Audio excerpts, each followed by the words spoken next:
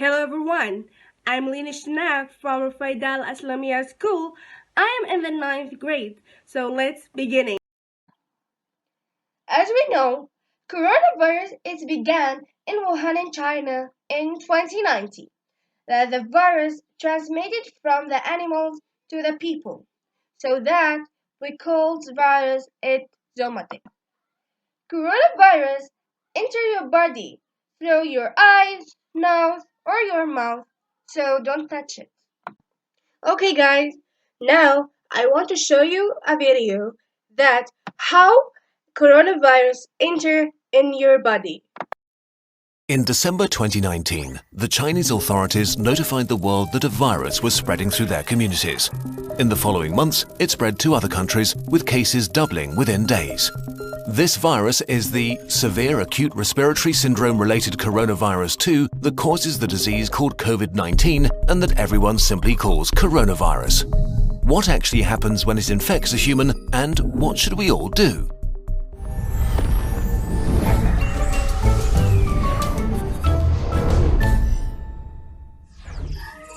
A virus is really just a hull around genetic material and a few proteins, arguably not even a living thing. It can only make more of itself by entering a living cell. Corona may spread via surfaces, but it's still uncertain how long it can survive on them. Its main way of spreading seems to be droplet infection, when people cough or if you touch someone who's ill and then your face, say rubbing your eyes or nose. The virus starts its journey here and then hitches a ride as a stowaway deeper into the body. Its destinations are the intestines, the spleen or the lungs, where it can have the most dramatic effect. Even just a few coronaviruses can cause quite a dramatic situation. The lungs are lined with billions of epithelial cells. These are the border cells of your body, lining your organs and mucosa, waiting to be infected. Corona connects to a specific receptor on its victim's membranes to inject its genetic material. The cell, ignorant of what's happening, executes the new instructions, which are pretty simple: copy and reassemble. It fills up with more and more copies of the original virus until it reaches a critical point and receives one final order: self-destruct. The cell sort of melts away, releasing new corona particles, ready to attack more cells. The number of infected cells grows exponentially. After about 10 days, millions of body cells are infected and billions of viruses swarm the lungs. The virus has not caused too much damage yet, but corona is now going to release a real beast on you, your own immune system. The immune system, while there to protect you, can actually be pretty dangerous to yourself and needs tight regulation. And as immune cells pour into the lungs to fight the virus, corona infects some of them and creates confusion. Cells have neither ears nor eyes. They communicate mostly via tiny information proteins called cytokines. Nearly every important immune reaction is controlled by them. Corona causes infected immune cells to overreact and yell bloody murder. In a sense, it puts the immune system into a fighting frenzy and sends way more soldiers than it should, wasting its resources and causing damage. Two kinds of cells in particular wreak havoc. First, neutrophils, which are great at killing stuff, including ourselves. As they arrive in their thousands, they start pumping out enzymes that destroy as many friends as enemies. The other important type of cells that go into a frenzy are killer T cells, which usually order infected cells to commit controlled suicide.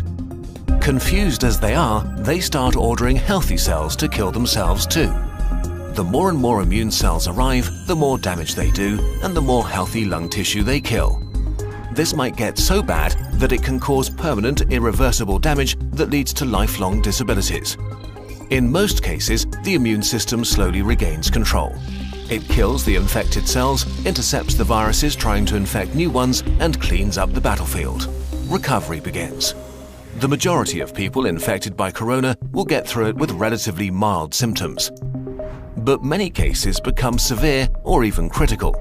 We don't know the percentage because not all cases have been identified, but it's safe to say that there is a lot more than with the flu. In more severe cases, millions of epithelial cells have died, and with them, the lung's protective lining is gone. That means that the alveoli, tiny air sacs via which breathing occurs, can be infected by bacteria that aren't usually a big problem. Patients get pneumonia, Respiration becomes hard or even fails, and patients need ventilators to survive. The immune system has fought at full capacity for weeks and made millions of antiviral weapons. And as thousands of bacteria rapidly multiply, it is overwhelmed. They enter the blood and overrun the body. If this happens, death is very likely. The coronavirus is often compared to the flu, but actually, it's much more dangerous.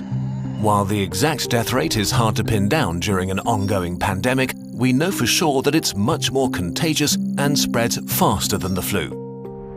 There are two futures for a pandemic like corona: fast and slow. Which future we will see depends on how we all react to it in the early days of the outbreak. A fast pandemic will be horrible and cost many lives. A slow pandemic will not be remembered by the history books. The worst-case scenario for a fast pandemic begins with a very rapid rate of infection because there are no countermeasures in place to slow it down. Why is this so bad? In a fast pandemic, many people get sick at the same time. If the numbers get too large, healthcare systems become unable to handle it. There aren't enough resources like medical staff or equipment like ventilators left to help everybody. People will die untreated. And as more healthcare workers get sick themselves, the capacity of healthcare systems falls even further. If this becomes the case, then horrible decisions will have to be made about who gets to live and who doesn't. The number of deaths rises significantly in such a scenario. To avoid this, the world, that means all of us, needs to do what it can to turn this into a slow pandemic. A pandemic is slowed down by the right responses, especially in the early phase, so that everyone who gets sick can get treatment and there's no crunch point with overwhelmed hospitals. Since we don't have a vaccine for corona, we have to socially engineer our behavior to act like a social vaccine.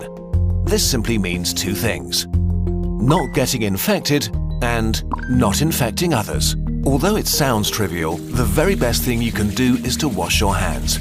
Soap is actually a powerful tool. The coronavirus is encased in what is basically a layer of fat. Soap breaks that fat apart and leaves it unable to infect you. It also makes your hands slippery, and with the mechanical motions of washing, viruses are ripped away. To do it properly, wash your hands as if you've just cut up some jalapenos and want to put in your contacts next. The next thing is social distancing, which is not a nice experience, but a nice thing to do. This means no hugging, no handshakes. If you can stay at home to protect those who need to be out for society to function, from doctors to cashiers or police officers. You depend on all of them. They all depend on you to not get sick. On a larger level, there are quarantines, which can mean different things, from travel restrictions or actual orders to stay at home. Quarantines are not great to experience and certainly not popular, but they buy us, and especially the researchers working on medication and vaccination, crucial time. So if you are put under quarantine, you should understand why and respect it. None of this is fun, but looking at the big picture, it is a really small price to pay. The question of how pandemics end depends on how they start. If they start fast with a steep slope, they end badly. If they start slow with a not-so-steep slope, they end okayish. And in this day and age, it really is in all of our hands, literally and figuratively. Hey guys, now I want to show you a video how a patient explain her condition with the disease.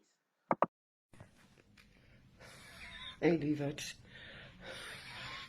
doe het weer even zo. Ik mag eigenlijk niet praten, maar ik word er benauwd weer.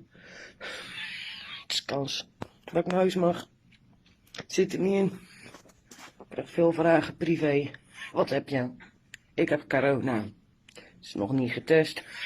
Doen ze pas als ze me niet houden. Maar de arts heeft al gezegd: jij hebt alle verschijnselen van corona. Dus ga er maar vanuit dat het zo is. Dus ik hoop dat ik jullie vragen zo een beetje heb kunnen beantwoorden. Het is een gekhuis, ziekenhuis. Daarvoor kunnen ze niet testen. Ik was getest. Als ik hier moet blijven. Spreek jullie later weer. Hou jullie op de hoogte, ja. Doei. It's peer review, leen shannag, under the supervision of teacher Kauthar Asubehi.